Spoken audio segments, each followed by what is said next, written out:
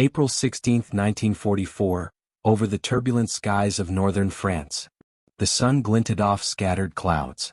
A lone P-51 Mustang sliced through the air, its engine thumping like a heartbeat. In the cockpit the pilot froze. The battery gauge had dropped to zero. Every light went dark. Radios, instruments, even the landing gear indicators. Dead. Behind him, 7 Messerschmitt Bf-109s closed in. Engines roaring. Firing solutions locked. One mistake, one miscalculation, and he would be another wreck on the fields below. But he did not panic. He tightened his grip on the stick, leveled the wings, made a choice that would defy reason, defy logic, leave the Germans scratching their heads for years. This is the story of a Mustang flying with a dead battery, a story of ingenuity, courage, and the American way. Over the next 35 minutes you'll ride shotgun in that cockpit. Feel the rush of high-altitude dogfights. Witness one man's quick thinking turn despair into triumph. You'll see how speed, skill, and daring can become weapons as deadly as any machine gun. And how the human mind can outmatch even the most advanced technology of its day.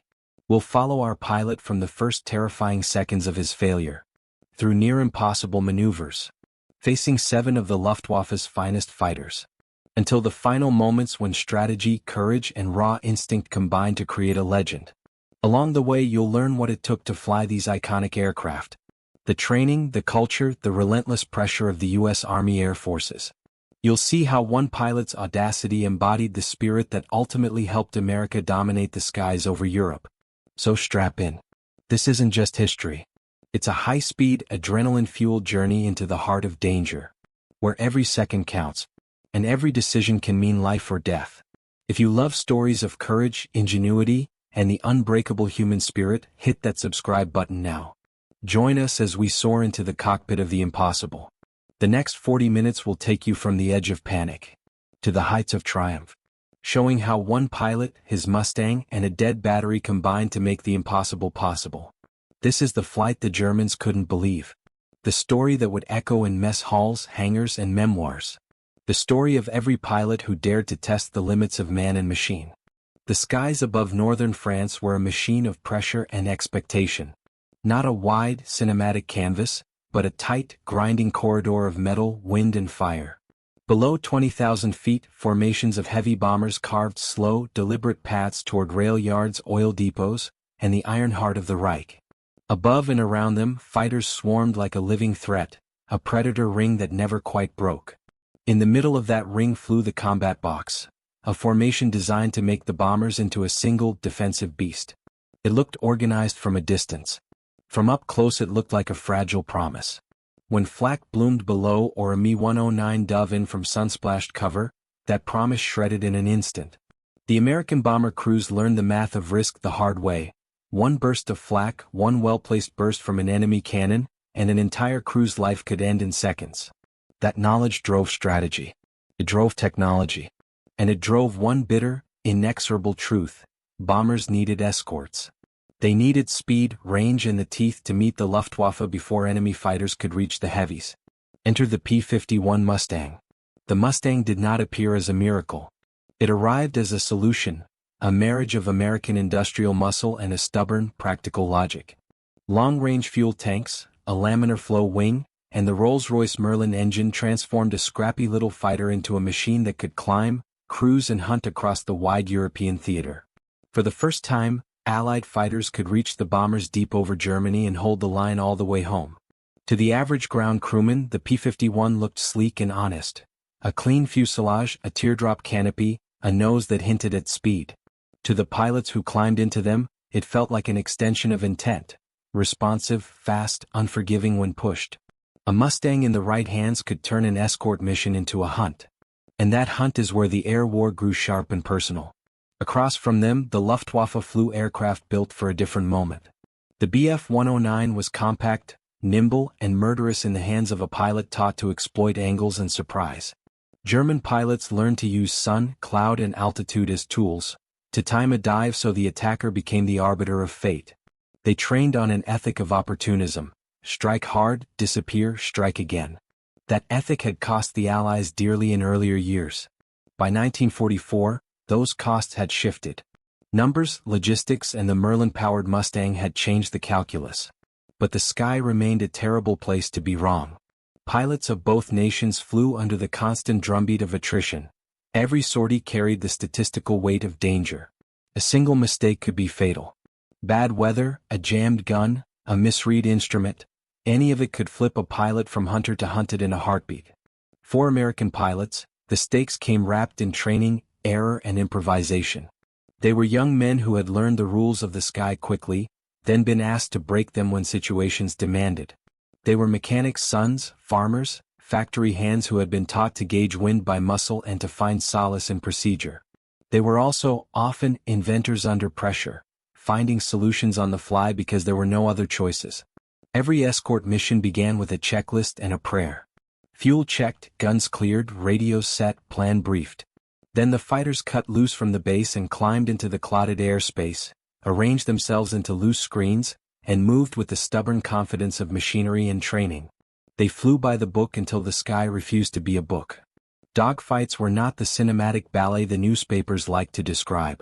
They were close, noisy, confusing, and brutally efficient.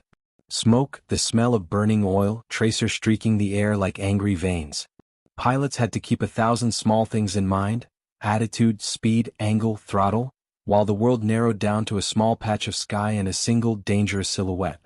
Lose situational awareness for a second, and a Me-109 could be on your six before you knew the fight had begun. The Luftwaffe's tactics compounded the danger. They used beam attacks, diving passes, and surprise climbs to split formations and isolate fighters. They exploited blind spots in the escort screen. They hunted in pairs, in threes, reading each other's moves like grim choreography. For every advantage you thought you had, the enemy seemed to have a counter ready. That pressure had a human cost. Squadrons rotated with fatigue stitched into their bones. Pilots logged sorties like ledger marks against time. Losses cut into morale. Vengeance hardened into a weary focus. Yet amid the exhaustion, a different kind of resilience took root. Improvisation, quick judgment, and the quiet faith that the next move might matter more than the last. Technical failures were part of that ledger. Aircraft were complex machines flown at edges of sustained stress. Generators failed, radios went mute, lights flickered and died. A cockpit was both a sanctuary and a precarious box of instruments whose silence could mean catastrophe. Training prepared pilots to handle many emergencies: engine stalls, control surface damage, navigation errors, but nothing could fully replicate the moment when an airplane you trusted turned on you. This was the air the Mustang inhabited, not simply a contest of horsepower, but a place where human cunning often mattered more than metal. A pilot's decision, made in a heartbeat with partial information, could turn a doomed routine into an improbable triumph. It could, occasionally, spawn a story that would be told and retold in mess halls and briefing rooms. It is within that merciless, improvisational world that our Mustang and its pilot lived on April 16. The skies had narrowed. The rules had reconfigured. What the instruments could not say, the pilot had to feel. And when one system failed, another depended entirely on the pilot's ability to sense rhythm, to judge speed, to make the aircraft sing even when the lights had gone out. The backdrop of this tale is therefore neither romance nor simple technology. It is the daily arithmetic of risk in a mid-altitude grinder where men and machines met and measured one another. It is the logic that birthed the Mustang and the tactics that shaped the Me-109. It is the pressure that made improvisation not an eccentricity but a necessity. Against this backdrop, our pilot would make a choice, an act of instinct and calculation that would turn a mechanical failure into a weapon. He would trade the comforts of calibrated instruments for the raw physics of speed and mass. He would use the one thing left to him, motion, as both shield and blade. He wasn't born to fly. He was built for it, piece by piece, from the ground up, by hands that had known other kinds of work before the war. Before the wings and the noise, he had been a mechanic's son from Kansas, or maybe Iowa, one of those wide, wind-heavy places where sky and earth seem permanently in conversation. His name, we'll call him Jack Weston, didn't carry fame, only familiarity. The kind of name that fit inside a letter home, folded next to a photograph of a girl and a promise that he'd be careful. Jack had grown up around the smell of fuel and sweat. He'd tuned tractors before he ever touched an airplane. He understood torque before he knew the word for it. When the war came, he didn't join to chase glory. He joined because there was work to be done, and because every headline told him that somewhere boys his age were already dying over names he couldn't pronounce. Flight school was the first time Jack ever felt small. Machines humbled him. The air was unkind to anyone who thought too slowly or cared too little. Instructors barked, engines misfired, ground loops cracked landing gear, and young men learned that bravery meant nothing if you couldn't keep the wings level. But Jack had something rare, the ability to listen with his hands. He learned a plane's personality through its vibrations, its whispers in the stick. He knew when an engine was about to cough before it did. He could feel when drag was lying to him. That intuition made him a pilot others trusted, even before he had the hours to prove it. By 1944, when he reached the 354th Fighter Group in England, he'd already flown more sorties than most men his age had taken breaths in calm air. The Mustang was his partner now, temperamental, elegant, deadly. He treated it like something alive. Every pre-flight check was a ritual. He would walk around the plane, palm the skin of the fuselage, tap the wing root, glance at the prop with quiet superstition.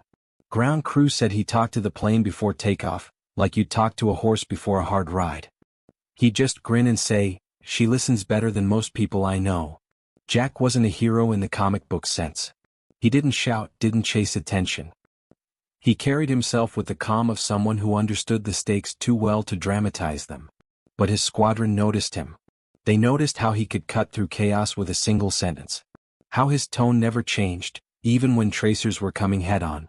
His flight leader once said, "If Jack says he's got your six, you can breathe again."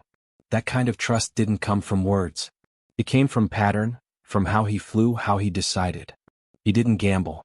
He calculated. He didn't panic when instruments failed. He improvised with the physics of what he could still feel. Once, during a training run over the channel, his fuel gauge jammed halfway through the sortie. Instead of aborting, he measured time, throttle, and distance the way a farmer counts rows, patient, precise, mechanical. He landed with less than a gallon left in the tank. His crew chief was furious. Jack just smiled and said, "Next time I'll bring a watch with bigger numbers." Stories like that made the rounds quickly. In a world where luck was currency, competence was gold. He was the kind of pilot others followed not because he was loud but because he was right. He didn't boast about kills, he measured success in who came home. He once told a new wingman, "There's no shame in breaking off if you're outnumbered. The only shame's in dying stupid." That wingman lived long enough to repeat the line to others. War had a way of aging men without their consent. By 23, Jack looked older, not in face but in how he carried fatigue. The bags under his eyes weren't from sleeplessness, they were from memory. He'd seen too many parachutes blossom into white ghosts over enemy lines, too many names vanish from the morning brief. He learned to compartmentalize loss the way mechanics isolate a bad cylinder, keep the system running even when part of it is gone.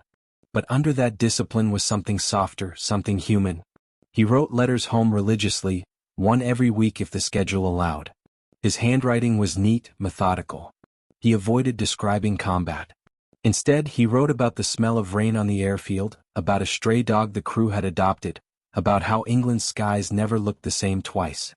He told his mother not to worry and his father not to fix the old truck until he came back to do it himself.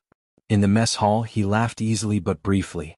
He had a habit of polishing his flight goggles when others were talking, not out of vanity but as a way to think. When he did speak, his words carried weight. Once, when a younger pilot asked what it felt like to shoot someone down, Jack paused, cleaned the same smudge twice and said, "It feels like the sky just got smaller." That kind of honesty marked him. He wasn't chasing medals, though he earned them. He wasn't building a legend, though one grew around him anyway. He flew because that was his job, and because someone had to keep the bombers alive long enough for the war to end. Command respected him for that pragmatism. They knew he'd follow orders but adapt when orders stopped fitting reality. He had the quiet confidence of a man who could think 2 steps ahead of disaster. Once, in briefing, when a colonel outlined a risky escort route over Bremen, Jack raised a hand and suggested a timing offset, a 5-minute delay to let the flak gunners reset their aim. It wasn't regulation. But that tiny shift saved 3 planes when the run came.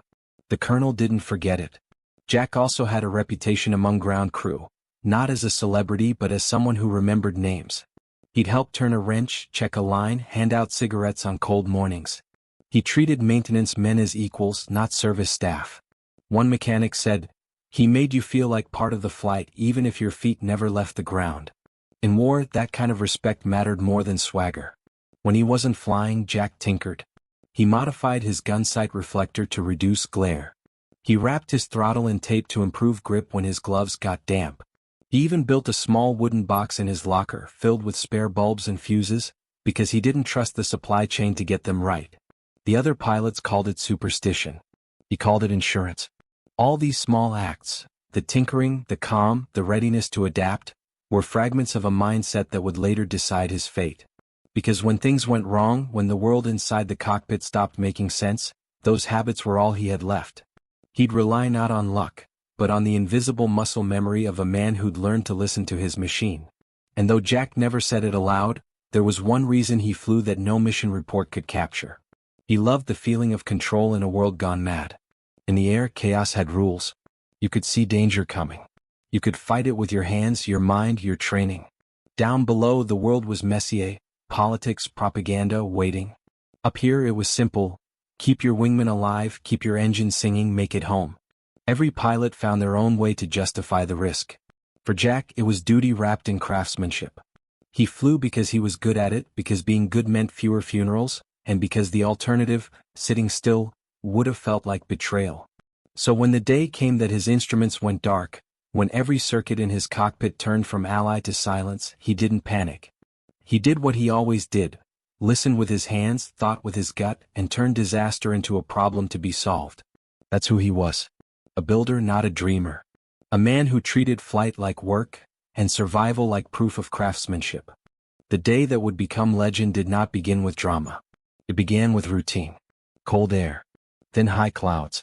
The kind of morning where you exhale into your oxygen mask and it fogs for half a second before clearing again.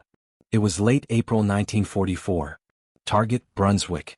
Bomber escort. Me-109s likely vectoring from the east. Jack Weston had flown 100 missions by then.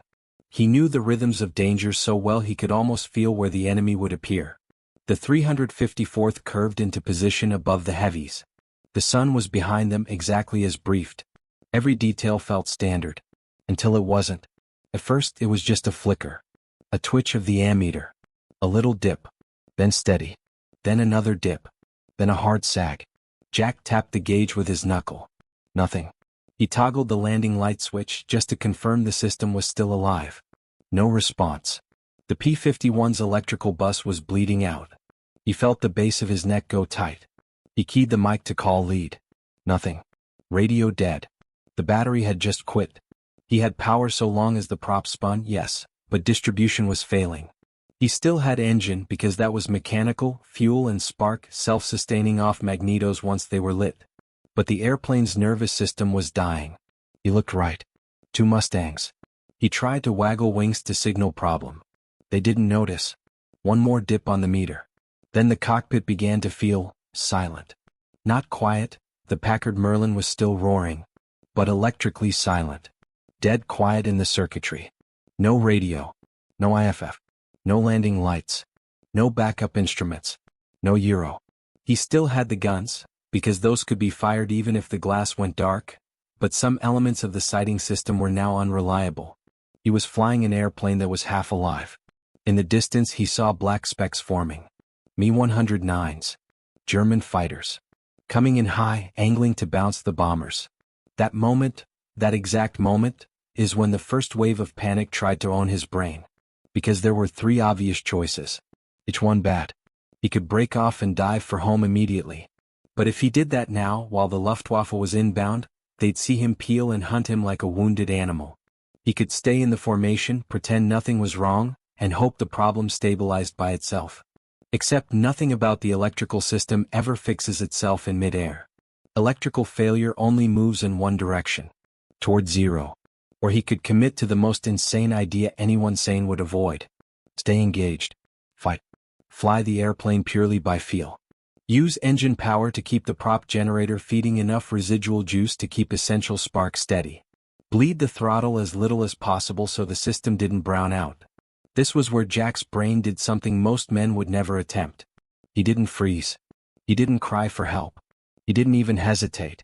He started shutting things down. First, every unnecessary draw. He killed the cabin lights. He killed the heater.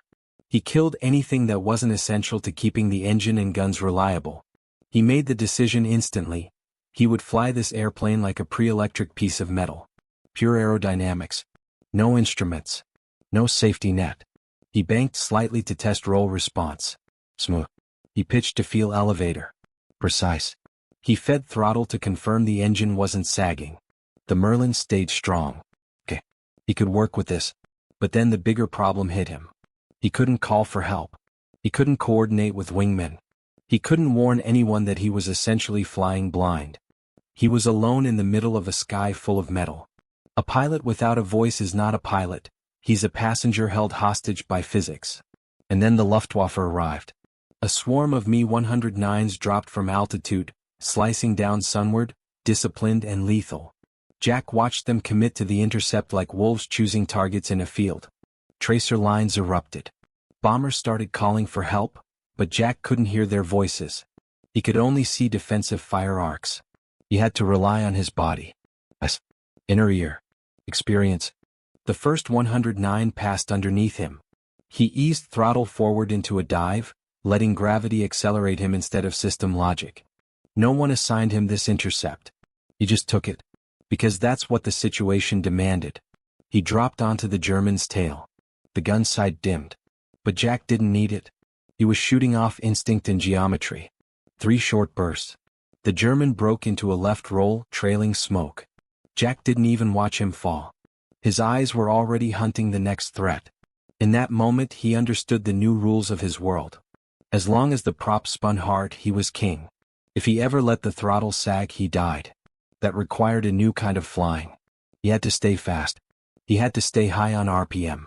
He had to stay aggressive. He was the only man in the sky who could not afford to slow down. That next 109 came in too hot. Jack rolled high, used gravity to whip around, then snapped down behind him. A 2-second burst. Pieces flew off the German's wing. He was operating like a man possessed, but really he was working. He was problem solving. He was making decisions at the speed of instinct. But the core terror never left him. At any moment, without warning, the little remaining electrical bleed could collapse completely. One hiccup. One drop in RPM. One surge of engine backfire. And the entire cockpit would go black. He couldn't let that happen. He kept telling himself, keep the prop singing. Keep the airflow high. Don't let the momentum die. He fought with math in his head. He calculated closure rates without instruments. He measured bank angle by horizon alignment alone. He turned the sky into an analog puzzle and solved it with muscle memory. Other Mustangs saw him carving through the fight. But none of them understood why he was flying like a rabid predator instead of a disciplined escort. They thought he was chasing glory. He wasn't. He was staying alive. Because being slow was death. Being careful was death. Being conservative was death. He had one survival strategy: stay faster than everyone else. In one moment he almost lost it. He pulled too hard on the stick in a climbing roll. The engine nearly sagged. The prop speed wavered. The cockpit light flickered, then steadied. That moment of flicker was pure horror. That was death brushing against his shoulder. He whispered into the mask even though no one could hear him. Don't you dare die on me now. He wasn't talking to the plane. He was talking to himself. This wasn't bravery. This was fear weaponized into action. But inside that fear there was something else. A strange clarity. He realized that he didn't need the instruments to fly. He didn't need the radio to command the moment. He could fight using only the senses he was born with and the skills he had earned. He didn't know it yet, but this was the moment where his identity crossed some invisible threshold, from a good pilot into something more mythic. He had become the man who could fly without electronics. The man who could impose order on chaos by force of mind alone. He had been built for this. All those years on farm machinery. All those dead reckoning landings. All those gut-level adjustments. He wasn't improvising.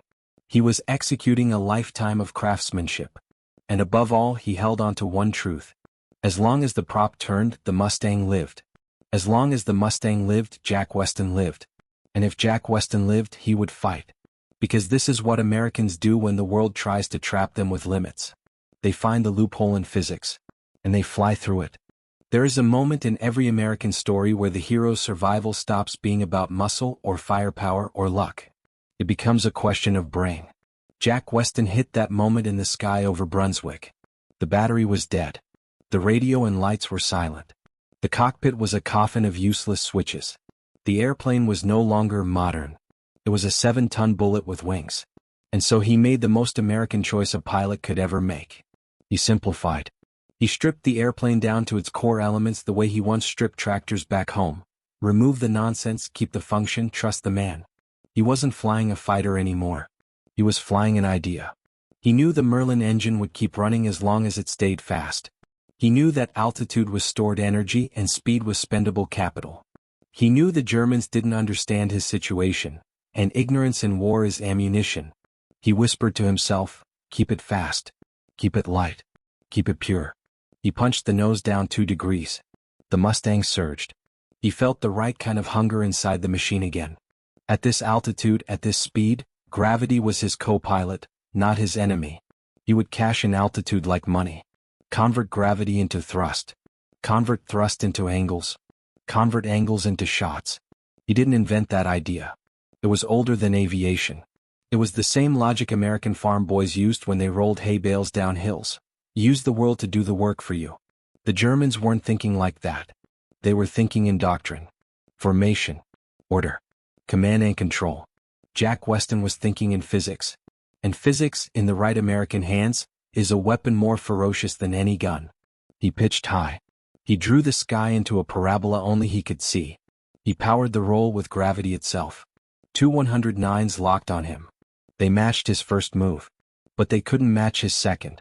Jack let the Mustang fall a half-second longer, just long enough for the air to thicken, just long enough for the prop to dig in, just long enough for the stored energy to convert into rotational authority.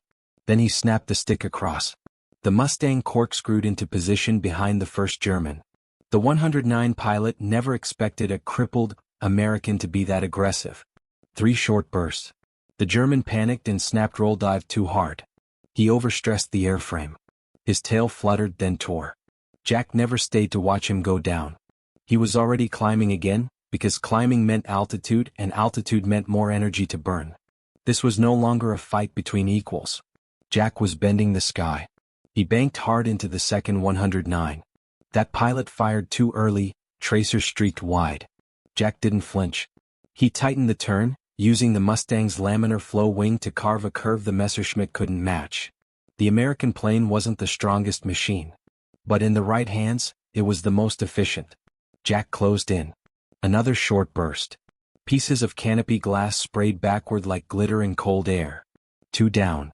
5 to go. He had not spoken a single word. He had not heard a single syllable of guidance. He was fighting on pure instinct and American engineering.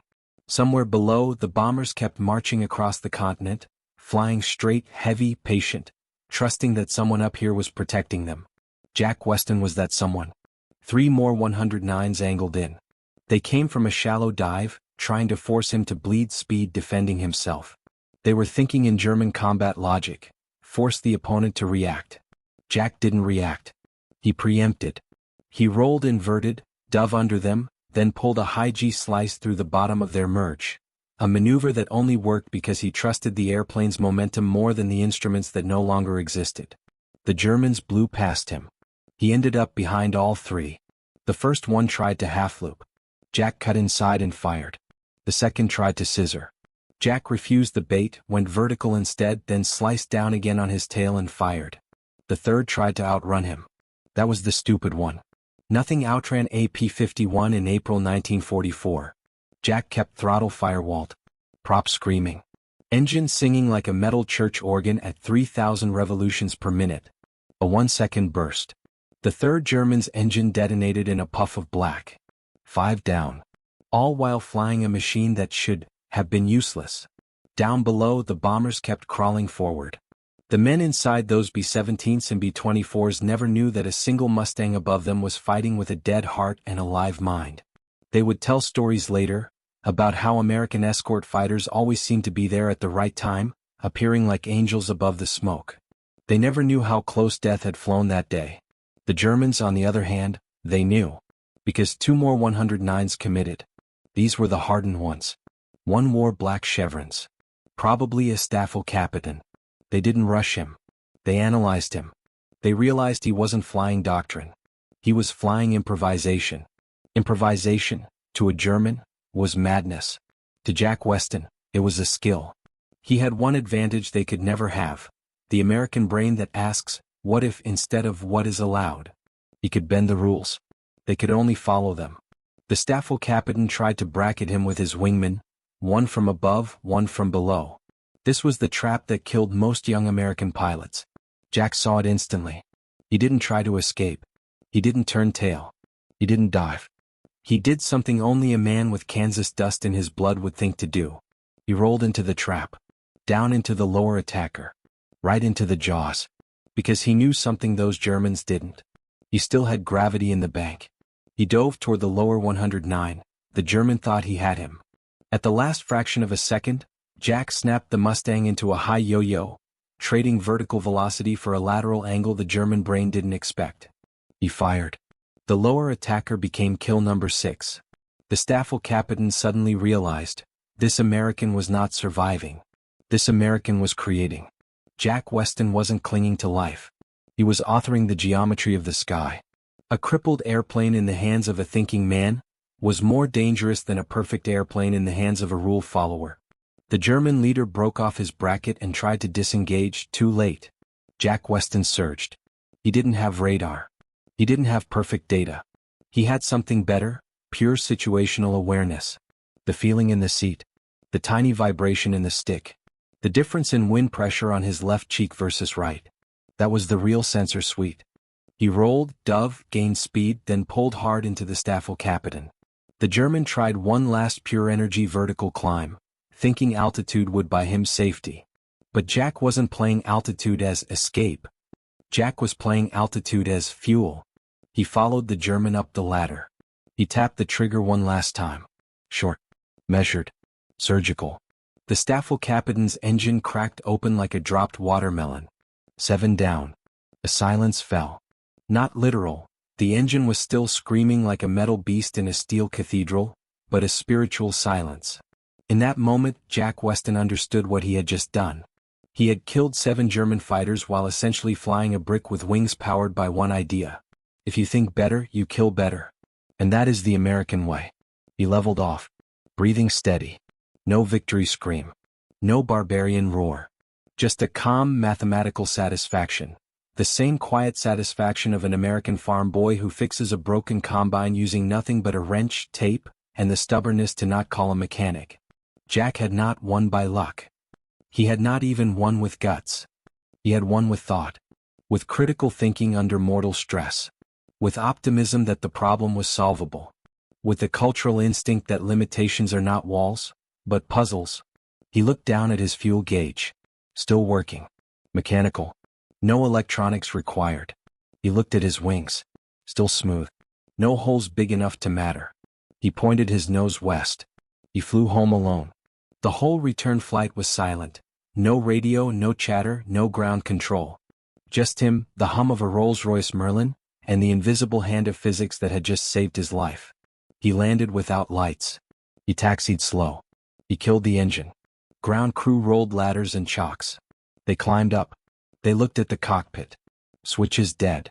Fuses burnt. Crew chief said the first line. Jesus, Jack, how the hell did you get back up there with no juice? Jack Weston just smiled. A tiny confident smile that only men who have earned absolute mastery of a machine ever get to wear. He said, you don't beat Germans by matching force. You beat Germans by thinking better. And that line, that sentence, is what America actually is at war. Not muscle. Not brute strength. Not numbers. Ideas. Ideas that turn problems into opportunities. Ideas that turn limitations into weapons. Ideas that turn impossible into routine.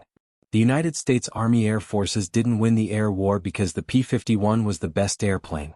It won because the men inside the P-51 understood one thing. America wins wars with ideas, not just weapons.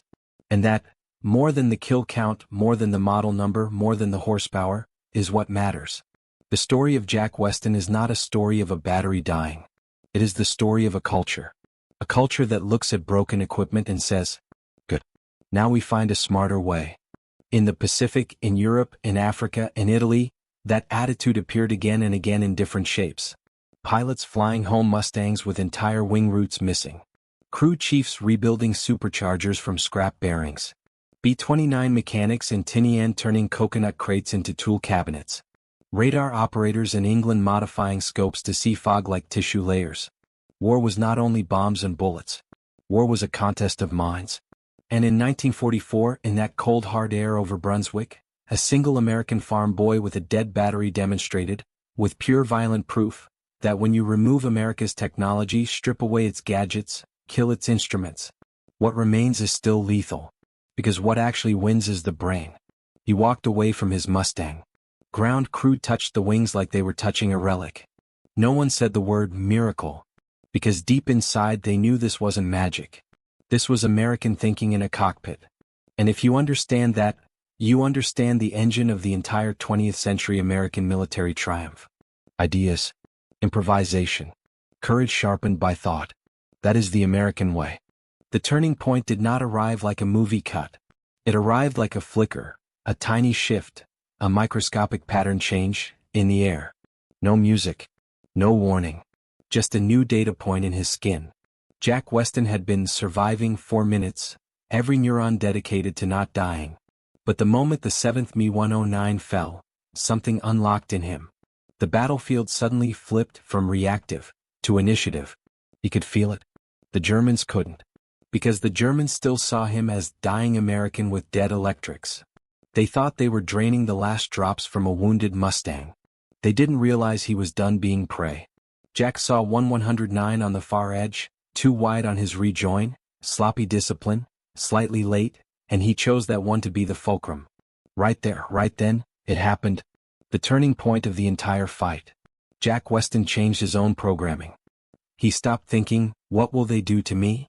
And started thinking, what will I do to them? In that single internal pivot, the fight inverted polarity. This is what separates a survivor from a victor. Most men go to war to stay alive. Only a few go to war to win.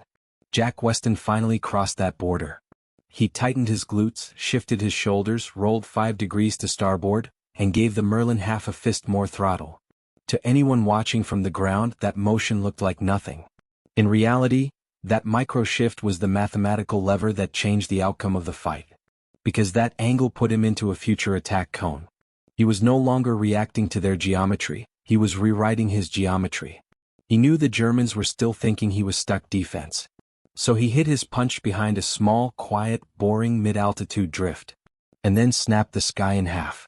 He slammed into a zero-lag pursuit at a speed the 109 pilot didn't believe a broken Mustang could generate, bit into his tail arc, and squeezed a half-second burst. The German never even flared. He didn't flame, he didn't tumble. He simply vanished, atomized into aluminum dust and gasoline vapor. It wasn't just a kill. It was a psychological kill. Because the moment that airplane died, the other remaining 109 realized the impossible truth. This American wasn't dying, he was evolving mid-fight. That realization is the moment morale snaps. On the radio, German pilots began overlapping transmissions. In chaos, their language became noise. They lost coherence. Jack gained confidence. He rolled left, dove vertical for speed, then pulled a brake that would have ripped the wings off anything but a Mustang with perfect laminar flow. He didn't dogfight. He solved. One more German dropped into his gun sight. Another burst. Another silent, surgical kill. Now he felt something he had not felt in 40 minutes. Pride. Clean, sharp, earned pride. He wasn't ashamed of it. He wasn't scared it would blind him. He needed it. Because pride, the correct sort, the kind that comes from competence under fire, is fuel. It is the fuel of the turning point. And Jack Weston now felt enough of it to start thinking strategically again. He measured. He assessed. He recalculated risk. He realized he had become the apex predator in that patch of sky. The sky belonged to him. For the first time since the battery died, he had options. Real options. He could disengage now. He could go home. He could live. But he looked at the sky, and saw just one more 109 trying to limp away, trying to fade into cloud, trying to hide. He whispered, not out of rage, but out of the quiet logic of a man who knows the battle is still open. No. He committed. He dove. He went for the last one. This last kill wasn't about survival. It wasn't about numbers. It wasn't about gun camera footage for intelligence. It was about control. It was about owning the moment. It was about finishing the arc. It was about not leaving the story half told. He lined up. He closed. He fired. That shot, that last one, was the punctuation mark. And when the last German died, Jack Weston did not cheer. He simply exhaled. Not relief. Not exhaustion. A different thing. A thing men rarely feel. A thing only felt by people who have gone from near death to absolute dominance. It is the sensation of a human being realizing that the world did not happen to him. He happened to the world. That is the turning point. That is the precise second a man understands his own agency. And from that point on, he was not just going to get home. He was going to get home as the author of his own legend. When Jack Weston landed, he did not swagger. He taxied slow. He rolled to parking. He feathered the prop. He sat still. Because his brain had not caught up with his body yet. Ground crew ran in. Crew chiefs climbed the ladders. One tech sergeant saw the dead battery bus indicator and actually froze. Then he looked at Jack, confused like a man seeing a ghost. Jack just nodded once. Word traveled so fast inside the 357th Fighter Group that by the time he walked toward debrief, guys from other tents had already come out. This wasn't a normal welcome home. This was curiosity, mixed with disbelief, mixed with collective pride. Intel officers pulled him aside. Wait, 7? He answered flat, 7. They checked gun camera reel. Good hits. Clean kills. The number alone was huge. But the tactical meaning was bigger. Jack didn't just defend himself. He had removed 7 enemy assets, in an airspace sector that had been hammering bomber formations for days. It mattered strategically. It bought breathing room. It forced the Germans to rethink that zone. Even if it was just temporary, that zone shifted from a place where American bombers bled, to a place where American fighters dictated physics. In the operations tent that evening, as Intel reconstructed the battle, officers could not ignore one simple fact. Jack Weston had broken the Luftwaffe's pattern not with hardware advantage, but with a knowledge advantage. He had weaponized his understanding of energy, drag, inertia, timing. And everyone in that room had the same thought. If one pilot could do it alone with a dead battery, how many more fights could be flipped if every pilot absorbed that lesson? That night at the mess, men sat around tin trays and weak coffee and replayed it in words. Not the drama. Not the mythology. They replayed the thinking process. What he turned off. How he preserved RPM. How he hid the energy gain. How he baited the 109s into assuming weakness. It became a seminar right there between bites of powdered eggs and canned peaches. Men from farms, from garages, from hardware stores, from machinist schools, men who might have never touched an engineering textbook in their civilian life, sat and talked aerodynamics like graduate students. They weren't doing it to flatter him. They were doing it because they could feel the mind behind the act. The story of those 7 kills became a story about the idea behind them. Men repeated that idea in tent corridors in line for the latrine while cleaning guns. They didn't copy Jack's personality. They copied his pattern of thought. The next morning, 2 other pilots got up earlier than usual and ran what-if drills mentally with chalk on the ground, drawing arcs and vector gates on the tarmac. You could actually see the shift. His act had become a contagion, a culture shift, a moment when the squadron remembered that technology was only half the game. The other half was the American mind. And that was the real impact. Not the 7 kills. Not the tactical map shift. Not the new confidence. The impact was that Jack Weston had reminded an entire fighter group of who they were. They were not just machine operators. They were problem solvers. They were thinkers. They were inventors, improvisers, adapters. Men who could take a disadvantage and flip it into advantage through intellect, not luck. American air power had always been measured in horsepower, in gallons per minute, in climb rate, in muzzle velocity. But after that day inside the 357th, men started valuing something else just as much. Cognitive horsepower. Mental RPM. Strategic intuition. The quiet creativity that does not brag, but changes outcomes. Stories from that mission spread to other groups. They spread because they were told by men who understood the deeper layer. It wasn't a tall tale. It was a case study. In the following weeks, bomber crews whispered about that Mustang guy who killed 7 with no electrics. It made them feel safer. It made them believe the escorts could improvise when the unexpected struck. That is morale. That is morale as a weapon. You cannot measure it in inch-pounds or foot-pounds. But it changes everything. Because morale is the invisible force field around a nation at war. Jack Weston strengthened that field. He strengthened it without speeches. Without announcements.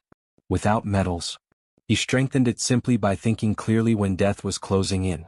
And in war, that clarity is the rarest commodity. His impact was not a headline. His impact was not a plaque. His impact was the upgrade of the American mind.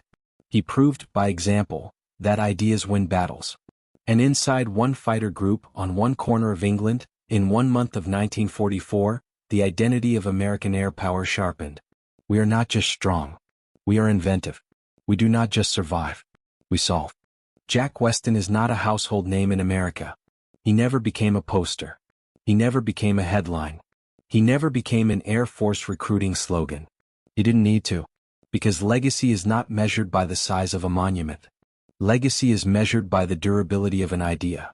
In the months that followed, his story spread quietly through airfields, across briefing huts into maintenance tents, through the chalk scribbles on the floor where pilots diagrammed energy fights. Men told the story not for drama, but for instruction. They used his fight as a demonstration that ingenuity is not a luxury. Ingenuity is a weapon. Some pilots said it was luck. Others said it was guts. But the men who knew aerodynamics, the ones who understood angle of attack and compressibility limits, they whispered something different. This guy turned his brain into ordnance. And that subtle interpretation matters. Because the lesson that stuck was not, a man killed 7 fighters. The lesson that stuck was, a man solved 7 problems. That is legacy. And when those men came home and went back to farms and went back to factories and went back to garages, and put their hands back on machine tools and welding torches and drafting boards, the same mindset followed them. America won World War II with horsepower. But America led the world after World War II with thinking power. The veterans who survived brought back more than trauma and scars and medals. They brought back proof, personal lived proof, that the mind under pressure can build outcomes out of thin air. Jack Weston never wrote doctrine. But doctrine evolved around his kind. The Air Force that would emerge later, the one that would enter the jet age, the missile age, the aerospace age, would be built around the idea that thinking matters. Not rank. Not hardware. Not decoration. Thinking. There is something deeply American in that. This belief that a working-class kid from Ohio can get thrown into the worst moment of his life, with the odds stacked against him, with the machine half dead and the enemy sky full, and still find a way to flip the geometry of a battle. Not because he is chosen, but because he is capable. That is the legacy. It echoes beyond runways in England.